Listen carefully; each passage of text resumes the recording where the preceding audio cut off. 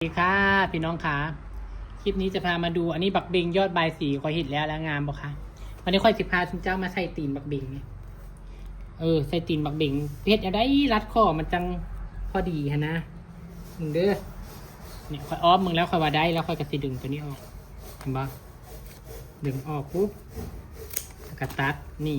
เอามือจกเข้าไปค่อยกระบุงหูมันสีสอดได้พอดีบอนะถ้าบอพอดีเราก็ต้องเปียกเพิ่มมาอีกหน่อยนึงค่ะพี่น้องคะเปียกเพิ่มมาอีกนิดนึงจริงๆค่ะนี่วิธีการสอดใส่ให้มันเอาเข้ากันได้พอดีนะคะสเต็ปเปอร์ไปใส่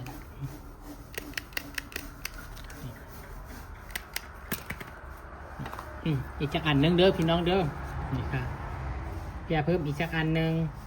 เป็นอย่างจะเปียกเพิ่มเปียกให้มันจ้อมลงนิดนึงค่ะเวลาเอาใส่บางคนเอาใส่ไม่เป็นนะ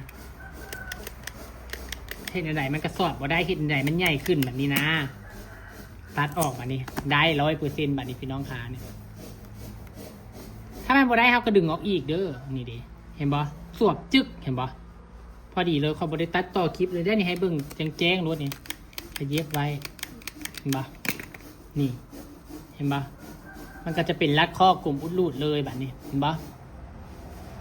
แล้วก็อันนี้มาสวมไส้แล้วก็ใส่ตะปูล็อกไว้ง่ายๆเลยพี่น้องขาเห็นบ่ง่ายบ่คะการสวมตีนบักหวิงเนาะเขาก็ต้องวางมันก่อนว่ามันเอียงซ้ายเอียงขวาเอียงไปทางใดเขาก็ดัดเป่งเอาแล้วก็เสียบตะปูล็อกไว้งามบ่คะฝากกดแชร์พัชชาหน่อยเด้อพี่น้องจ๋าเบิ่งอะไรก็ได้จ้ะเดี๋ยวพัชชาจะเสียบตะปูประมาณนี้ได้เดี๋ยวนี้แหละก็ง่ายเสียบตะปูผู้ใดก็เสียบเป็นหรอกค่ะ